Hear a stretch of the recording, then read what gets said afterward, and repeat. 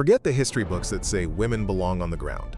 We're here to talk about the ones who flew right out of the frame. When the sky was the ultimate boys' club, these women didn't ask for permission, they took off.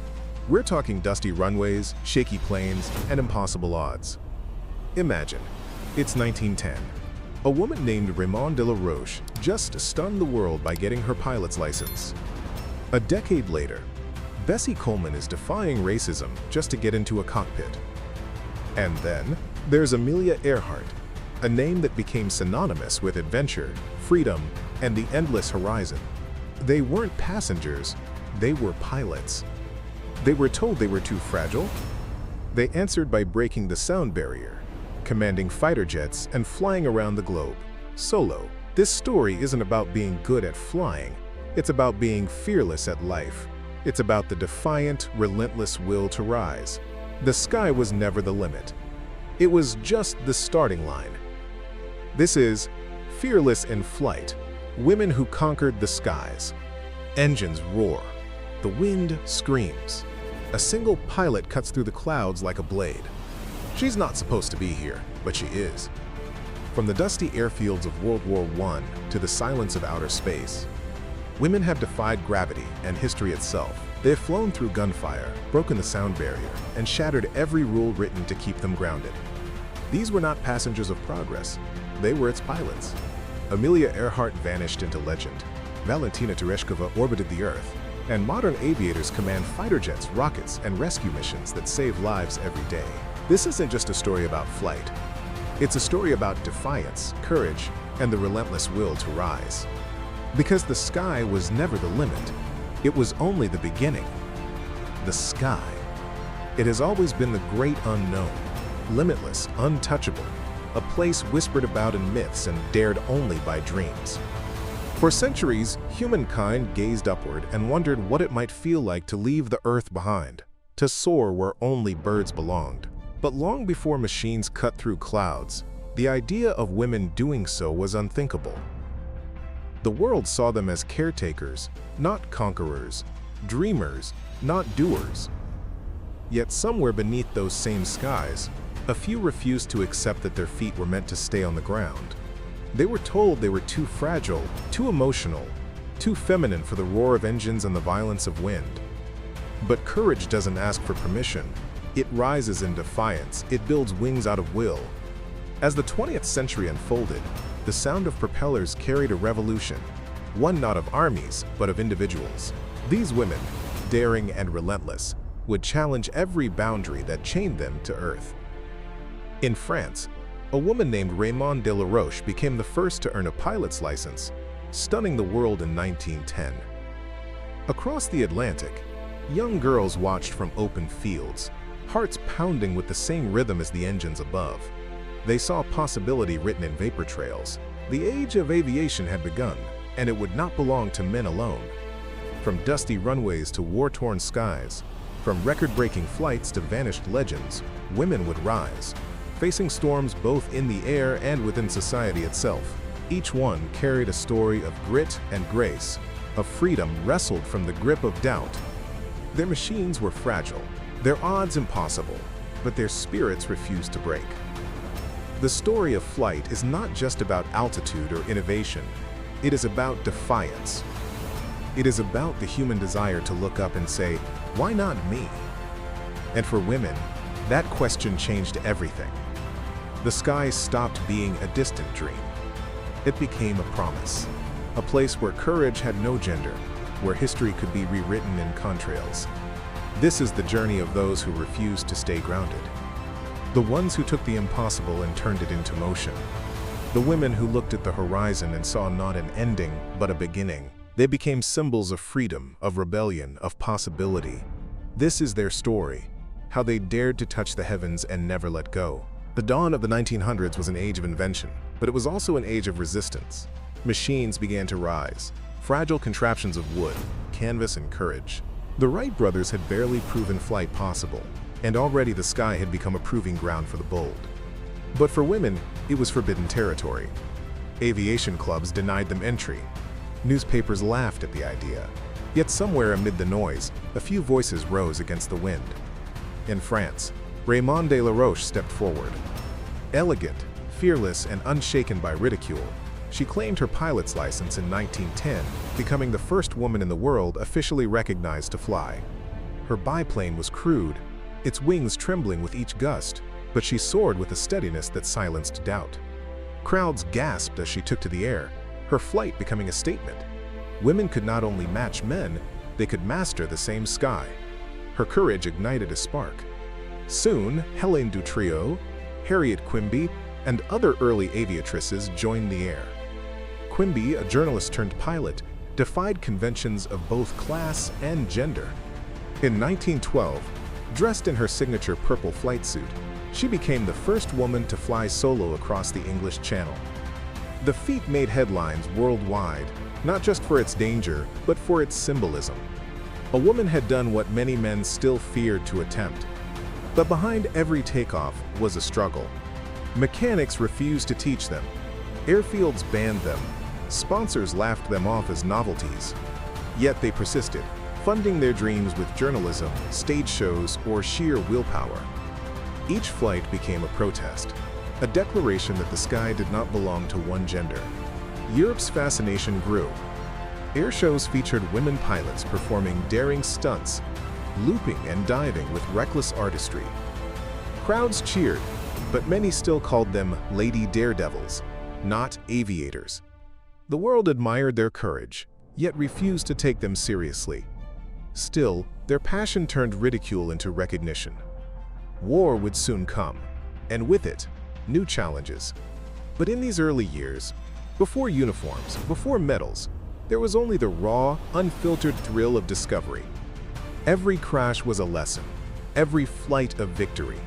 The first generation of women pilots didn't just break altitude records, they broke silence. They showed that the air had no patience for prejudice. Up there, above the noise of society, talent was the only truth. And in that truth, a new kind of freedom was born, one that would inspire generations to come.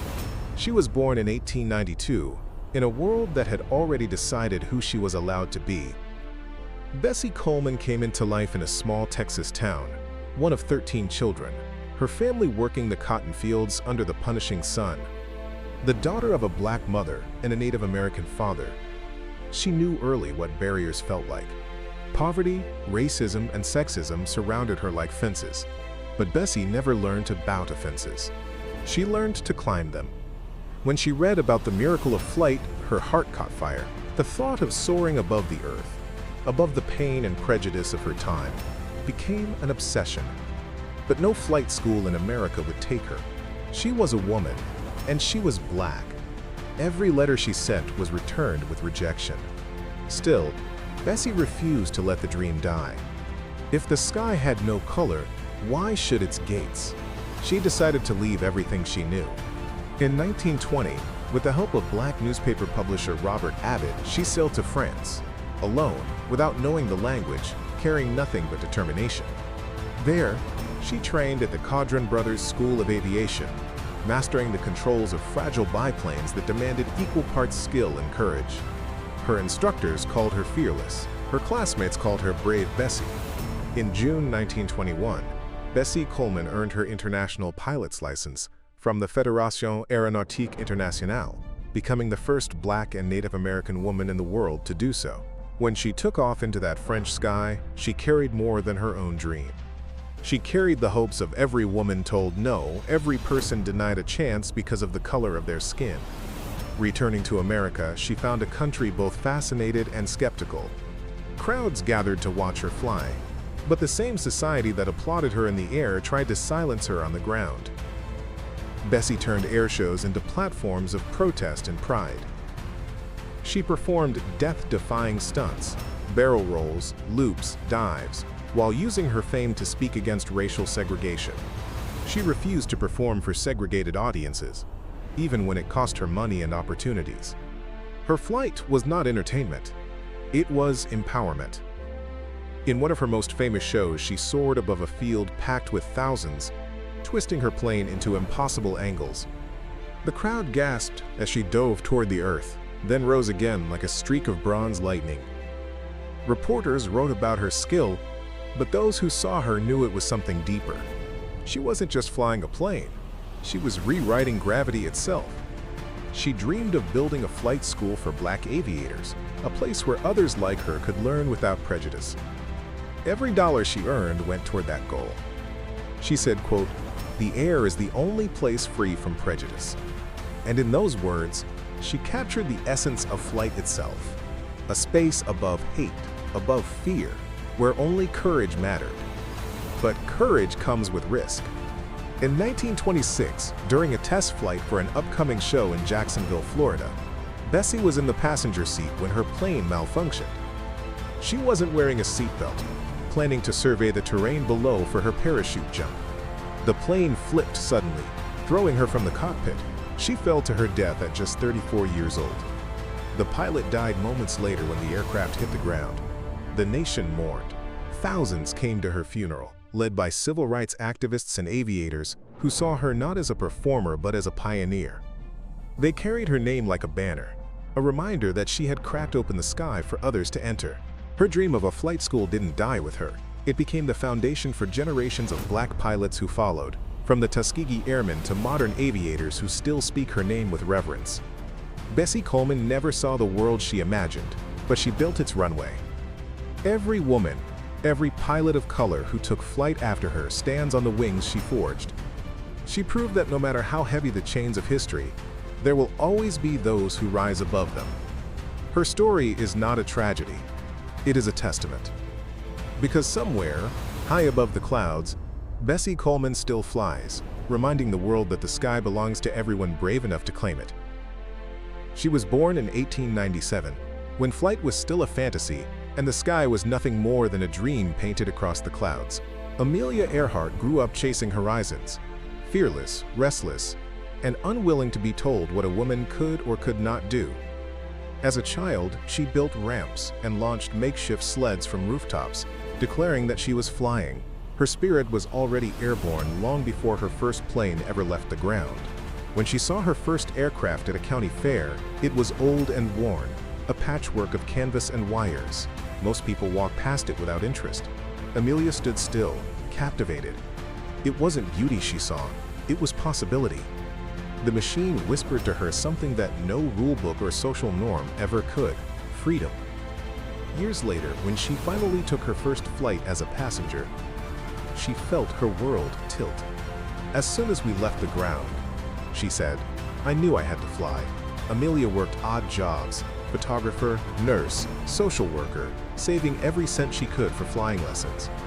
In 1921, she began training under Netta Snook, one of the few female flight instructors in the world. Amelia's first plane was a bright yellow Kinner Airster, which she nicknamed the Canary.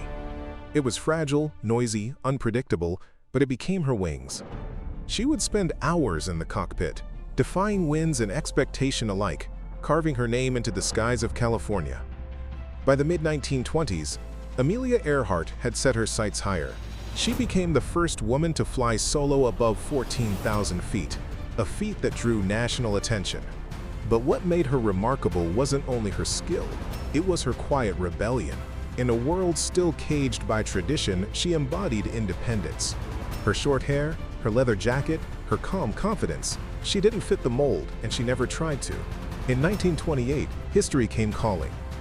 She was invited to join a transatlantic flight, not as pilot but as a passenger, becoming the first woman to cross the Atlantic by air. The headlines celebrated her, but Amelia was unsatisfied. "I was just baggage," she said. "Maybe someday I'll try it alone." And she did. 4 years later, in May 1932, Amelia Earhart took off from Newfoundland in her Lockheed Vega, heading east into a storm-lashed Atlantic. She faced freezing temperatures, a failing altimeter, and engine trouble that could have ended everything. For 14 hours and 56 minutes, she fought the sky itself. When she landed in a field in Northern Ireland, soaked and exhausted, she simply asked a farmer, "Have you come far?" "From America," she said with a smile.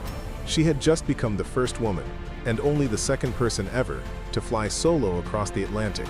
Her fame exploded. She met presidents, kings, and crowds who hailed her as the queen of the air. Yet Amelia remained grounded, using her voice not for glory but for change. She wrote books, gave lectures, and encouraged women to break boundaries in every field, not just flight. She said women must try to do things as men have tried.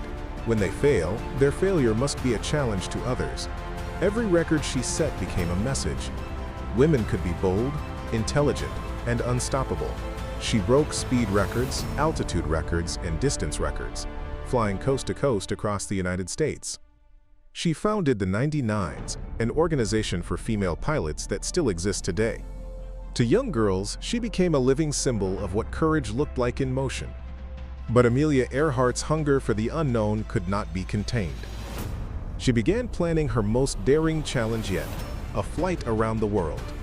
In 1937, at age 39, she prepared her twin-engine Lockheed Electra for the historic journey. The route would span 29,000 miles, touching 5 continents.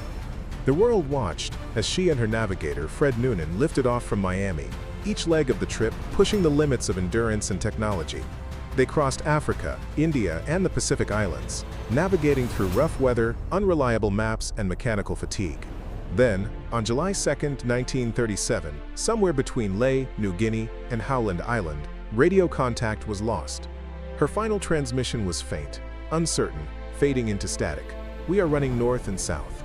And then, silence. Search efforts lasted weeks. Ships scoured the ocean. Planes combed the skies. But neither Amelia nor her aircraft was ever found. The world mourned, not just because she was gone, but because she had represented possibility itself. Theories multiplied: crash at sea, secret capture, survival on a deserted island. But none could bring her home. Her disappearance became one of history's enduring mysteries, but her impact was never in question. Amelia Earhart's courage transcended her fate. She had turned the act of flying into an act of liberation, showing that limits exist only until someone dares to cross them. Decades later, her words still echo: "Adventure is worthwhile in itself." She didn't fly to be remembered. She flew because she couldn't imagine not flying. And though her plane vanished into the clouds, her spirit never fell. Somewhere in that endless horizon she chased, Amelia Earhart still flies, eternal, unbroken, and free, forever reminding the world that the sky was never meant to belong to one kind of dreamer. The world was burning again. The 1940s arrived with engines of war roaring across continents, and the sky that once symbolized freedom became a battlefield.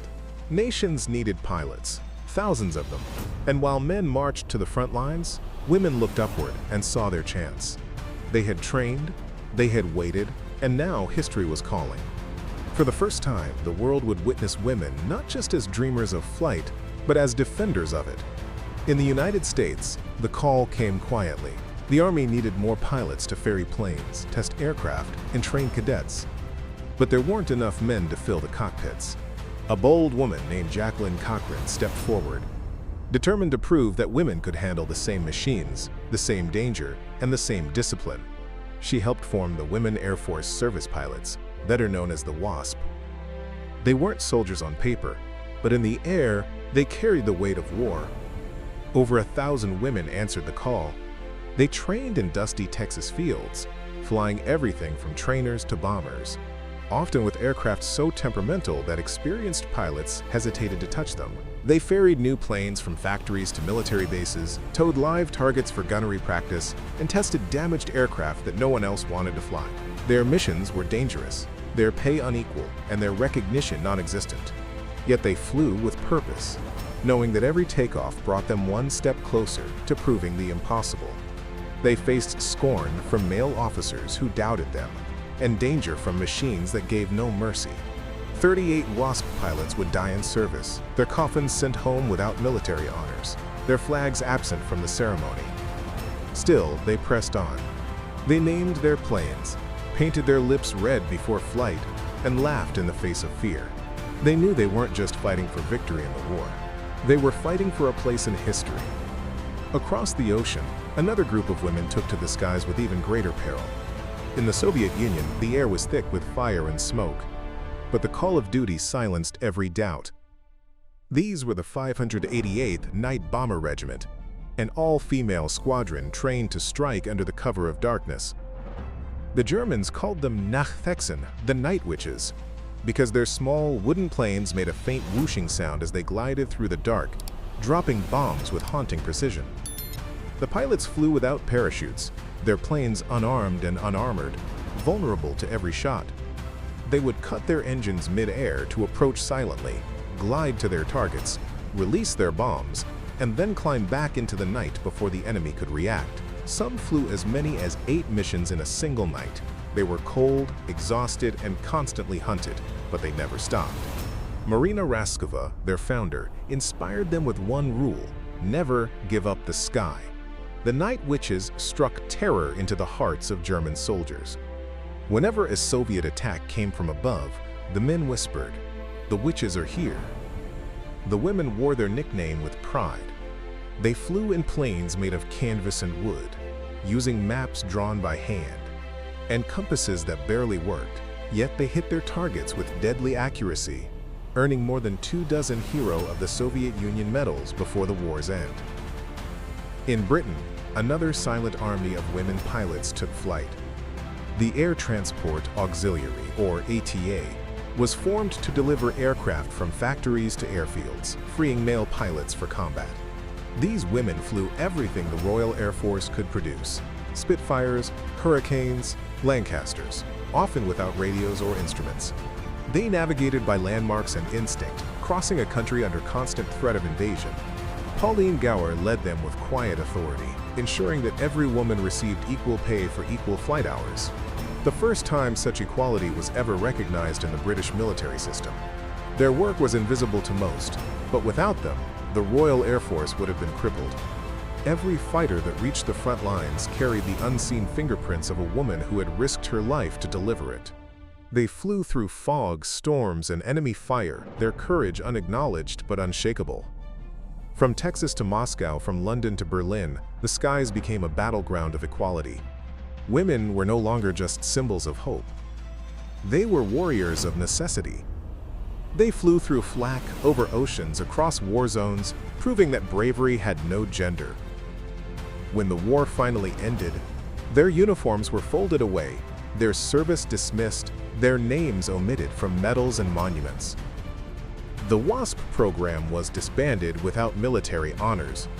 The Night Witches were grounded. The ATA was dissolved. History moved on quickly, but the echo of their engines remained. They had done more than deliver planes. They had delivered proof. Proof that women could master machines, endure fear, and face death with unwavering resolve. In every sky they touched, they left a trail of defiance. The world might have tried to forget them, but the wind never did. Their legacy lived on in every woman who dared to dream. Every girl who looked up and saw not the ceiling of society but the endless promise of the clouds. They were the hidden heroes of a global storm, the quiet thunder behind victory. The war had called them temporary pilots, but time revealed the truth. They were permanent pioneers. They did not fight for glory. They fought for flight itself. The war had ended, but for many women who had tasted the sky, peace felt like another kind of battle. As the soldiers returned home, the women who had kept the planes flying were told to step aside. The WASPs were dismissed without honors, their records sealed away.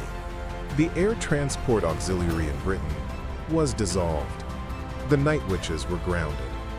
The engines that once sang of courage went silent, replaced by the quiet ache of being forgotten. They had proved themselves in the most demanding skies on Earth, yet, when the medals were handed out, their names were not called. The world wanted to move back to normal, to rebuild its routines and its hierarchies. Thank you, they were told, but the war is over now. The same hands that had guided bombers through storms were now expected to return to kitchens, offices, and quiet lives. For many, it felt like falling from the clouds. But history never stays quiet for long. Some refused to be erased. Jacqueline Cochran, who had led the Women Air Force service pilots, turned her frustration into fuel. If the military no longer needed her, she would chase speed itself. In 1953, she became the first woman to break the sound barrier, flying a North American F-86 Sabre jet faster than 650 miles per hour. Her flight tore through the air like a declaration. The message was clear: women did not need permission to push boundaries. Others followed her lead. In post-war America, commercial aviation was growing, but airlines still barred women from the cockpit. Flight attendants could serve drinks but not steer the plane. Yet behind closed doors, women continued to train, building hours in small airfields, teaching new generations, keeping the dream alive even as society tried to clip their wings. In the Soviet Union, female pilots faced a similar fate. The night witches were celebrated for their bravery, but recognition faded with time. Many of them became engineers, instructors, or mothers, carrying memories of combat flights into their civilian lives. Some kept flying privately, others never flew again, but none of them forgot the sound of the night air rushing past their wings. They had fought not only the enemy, but the limits of what women were told they could be, and they had won, even if the world refused to acknowledge it. The 1950s brought a new kind of race, the race to the stars. The space age had begun, and the world turned its eyes from clouds to cosmos. Rockets replaced propellers, and flight became something cosmic, infinite. Women who had once flown over war zones now dreamed of orbiting the Earth. Yet even in this new era, the same barriers remained. NASA's first astronaut programs were open only to men, and women were told once again to watch from the sidelines. But progress, no matter how delayed, is inevitable. The seeds planted by the women of the 1930s and 1940s had taken root. Their determination became an inheritance passed down quietly, but powerfully. Girls who grew up hearing their stories began to look at the sky differently, not as a ceiling, but as a beginning. In classrooms and hangars, in test fields and workshops, they started to prepare. The future of flight was changing, and with it, the definition of who belonged there. The world was moving toward jets, toward rockets, toward space, and though the door remained half-closed, women were already reaching for the handle. Their struggle after the war was not one of explosions or heroics, but of endurance. It was the battle to remain seen, to remain remembered. They had conquered fear, defied gravity, and carried nations through chaos, only to find that equality still lagged behind their flight paths. But their resilience outlasted rejection. When society grounded them, they did not forget how to fly. They built new paths in racing, in engineering, in the growing fields of aeronautics and science. Some taught in classrooms, others built careers in aviation industries that were slowly beginning to open their doors. The war had shown what they were capable of. Now they would show that it hadn't been a moment. It was a movement. The post-war years tested their patience more than any mission ever had. But every runway they cleared, every young woman they inspired, every story they told became another spark for the fire that refused to die. The world had changed once because of their courage. It would change again, because they would never stop looking up. The sky had been conquered, but now humanity reached for something greater. The mid-20th century was an age of rockets, satellites, and infinite ambition. The roar of jet engines gave way to the thunder of launch pads, and once again, men stood at the center of the story. The newspapers wrote about astronauts, test pilots, and heroes, but behind the headlines, women were still fighting for their seat among the stars. In the early 1960s, NASA began its Mercury program, selecting a group of 7 men to become the first American astronauts. They were chosen from the ranks of test pilots, all of them military, all of them male. But not everyone accepted that as the final word. A private initiative led by Dr. William Randolph Lovelace, one of NASA's medical advisors, decided to find out whether women could pass the same tests. He recruited 13 female pilots, each one highly skilled, experienced, and unafraid. They became known as the Mercury 13. These women endured the same grueling trials as the men. They floated in isolation tanks, underwent freezing water tests, and experienced spinning centrifuges that pushed their bodies to their limits. Many of them outperformed the men. Jerry Cobb, one of the most gifted among them, scored among the top candidates in nearly every category. But when Lovelace presented his results, NASA refused to listen. Women were not allowed in the astronaut program. The Mercury 13 were never given a chance to fly. Jerry Cobb spoke before Congress, arguing that skill and courage should matter more than gender. Her testimony was sharp, poised, and defiant. but the system remained unmoved. The space race continued without them, and their names faded from official history. Yet they had cracked a door that would one day swing open. Their efforts planted a seed in the hearts of countless young women who looked at the stars and refused to look away. Across the world, another nation made history first. In 1963, a 26-year-old textile worker named Valentina Tereshkova strapped herself into a Vostok 6 capsule and prepared to make the leap that no woman had ever made. She had no wealthy sponsors, no media campaign, no fame. What she had was unshakable resolve. As her rocket roared to life, she whispered, "Hey Sky, take off your hat, I'm on my way." For nearly 3 days, Tereshkova orbited Earth alone, circling the planet 48 times. She faced nausea, exhaustion, and the endless silence of space, but she endured with the calm of someone who understood exactly what her mission meant. When she landed, she emerged as the first woman in history to travel beyond the atmosphere, a symbol not only of Soviet achievement, but of female possibility. The world watched, and something shifted. The sky was no longer the final frontier. It would take 2 decades before another woman followed her. In 1983, Sally Ride became the first American woman in space aboard the Challenger. She was a physicist, a pilot, and a quiet revolutionary who shattered decades of exclusion with a single launch. Reporters questioned her not about her training, but about her emotions, her hair, her makeup. She brushed off the absurdity with professionalism, reminding the world that competence had nothing to do with appearance. "I didn't really think about being the first American woman in space," she said. "I thought about it as being part of a team." Her mission proved what the Mercury 13 had known all along. Women could meet the same challenges, bear the same risks, and thrive in the same unforgiving environments as men. Her success opened the door for others: Judith Resnick, Krista McAuliffe, and Catherine Sullivan, who became the first American woman to walk in space. Their courage wasn't just about reaching orbit. It was about rewriting the definition of who belonged there. In 1992, Dr. Mae Jemison carried the torch even further. A physician, engineer, and dancer, she became the first Black woman to travel into space aboard the Endeavour. As she floated above the Earth, she reflected not only on scientific progress, but on human unity. "The sky is the limit," she said, "only if you're not afraid to fly."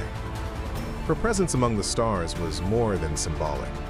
It was a culmination of everything the pioneers before her had fought for.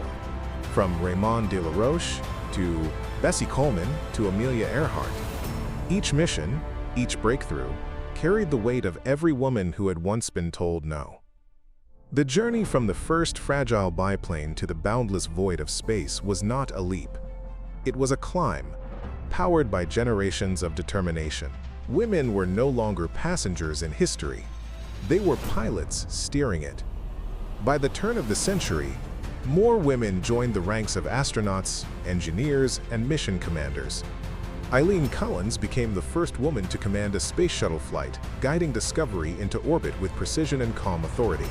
Peggy Whitson went on to break records for total time spent in space, proving that endurance and intellect know no gender.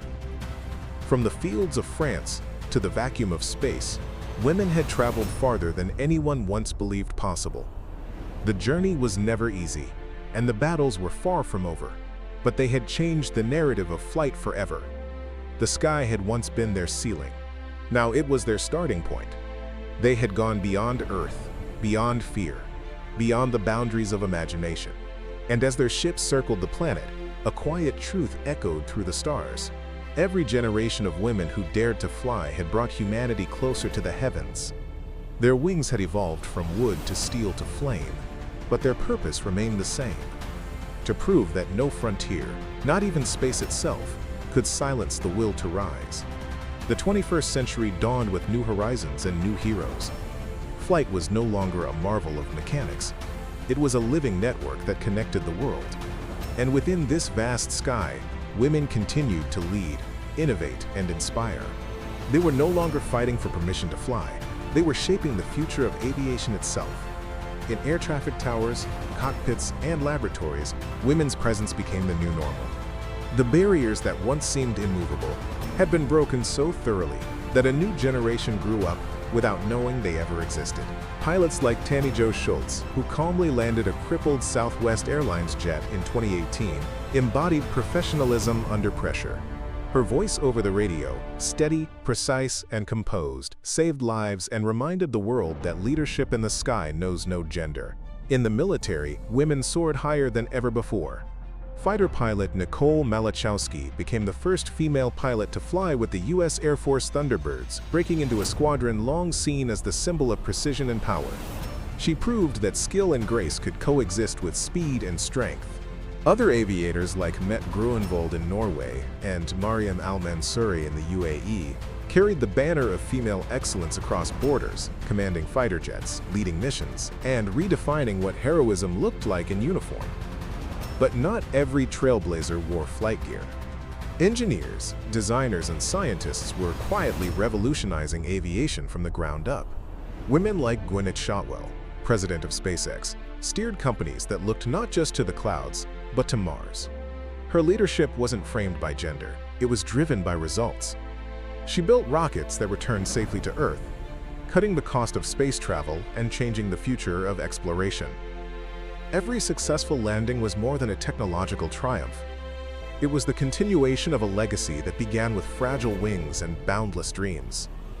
In experimental aviation, innovators like Zara Rutherford reignited the spirit of adventure. At just 19 years old, she became the youngest woman to fly solo around the world in 2022. She faced unpredictable weather, isolation, and mechanical failures, but never feared. Each landing marked not just another country, but another testament to persistence. Her flight echoed the courage of Earhart, the discipline of Cochrane, and the unyielding will of every woman who refused to be grounded. Helicopter pilots, air rescue officers, and humanitarian aviators took flight for reasons beyond records. They flew into disaster zones, wildfire smoke, and war-torn regions to save lives and deliver hope. In places where roads were gone and help seemed impossible, it was often a woman in a rotorcraft who appeared through the dust. These were not acts of fame, but of service, a quiet kind of bravery that defined the modern age of aviation. Meanwhile, the next generation of girls stepped into flight schools with confidence instead of hesitation. They saw themselves in their instructors, in airline captains, in astronauts. Aviation academies across the world launched programs to mentor young women, teaching them not only to navigate aircraft, but to navigate the biases that still lingered in the system. Representation was no longer symbolic, it was a responsibility. As technology evolved, so did the mission. Drones, electric aircraft, and AI-assisted navigation began transforming what it meant to fly. And once again, women stood at the frontier. Engineers like Sabine Klauck, Airbus's chief technical officer, led projects shaping the future of sustainable aviation.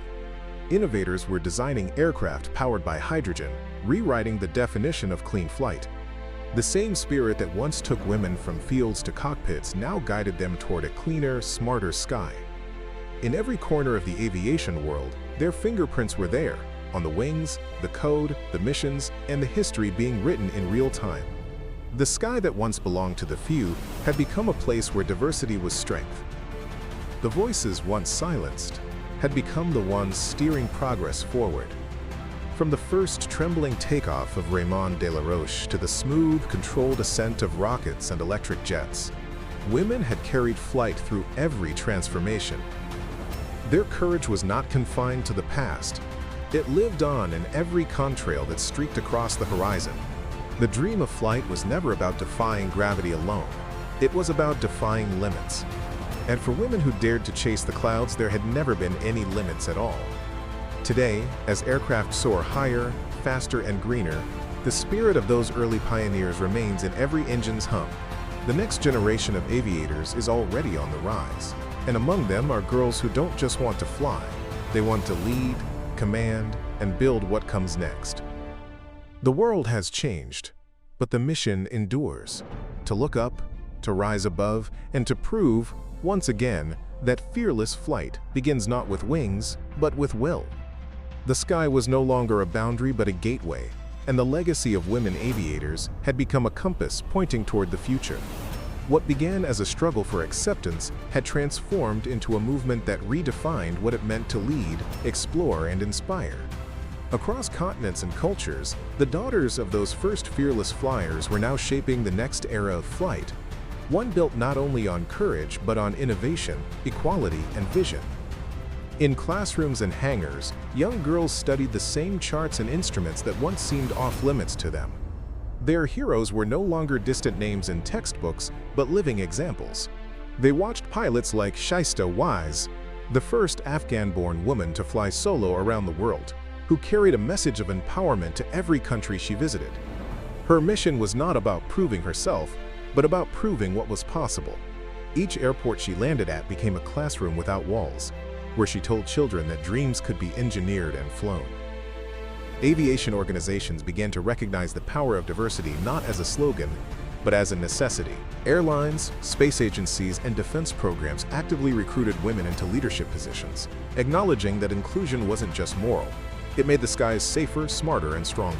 The International Society of Women Airline Pilots grew from a handful of members in the 1970s to thousands across the globe.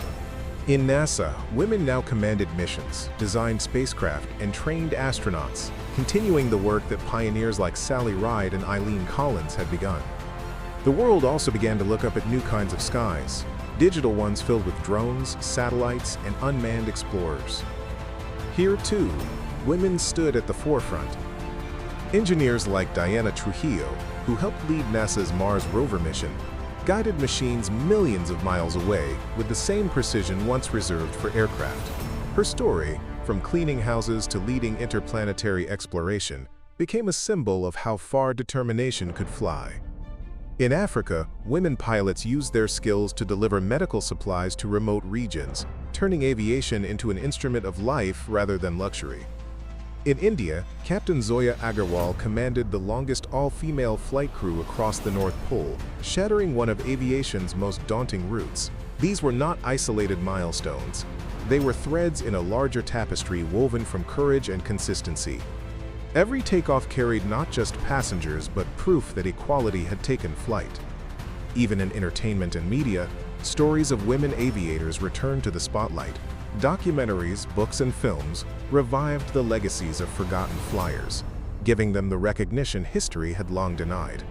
Museums built new wings to honor them, and scholarships bore their names. It was no longer enough to remember their achievements. It was time to continue them. Yet for all the progress, the spirit remained the same: the need to climb higher, to test limits, to chase horizons. Each generation looked up and saw not a ceiling, but an invitation. The roar of jet engines had become the heartbeat of equality, echoing through clouds and across nations. The modern sky is a reflection of everything they fought for. It holds the courage of the past and the promise of what's next. From fragile wooden wings to steel fuselages, from propellers to rockets, from single-seat trainers to interstellar travel, women have always been there, flying, leading, dreaming. Their journey is not over, because flight itself is never complete. It is a living story that renews with every takeoff and every landing, with every young pilot who fastens her harness and looks toward the horizon. The women who conquered the skies did not just make history, they made the future possible.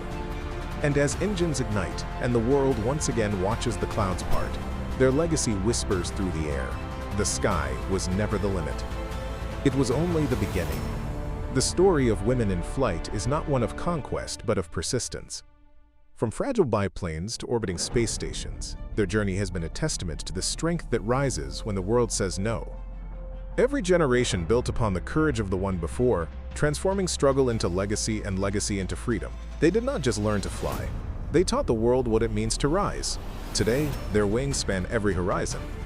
Some soar above oceans, others above cities, and some beyond the atmosphere itself. They are scientists, commanders, captains, and dreamers, each carrying a spark of the same fearless fire that once burned in the hearts of pioneers like Earhart, Coleman, and Tereshkova. The sky that once divided Earth from heaven now connects every dreamer who dares to look up. It holds the echoes of engines and the whispers of promise. For every little girl who looks to the clouds and feels that pull in her chest, the message remains the same. Your wings already exist. All that's left to do is fly.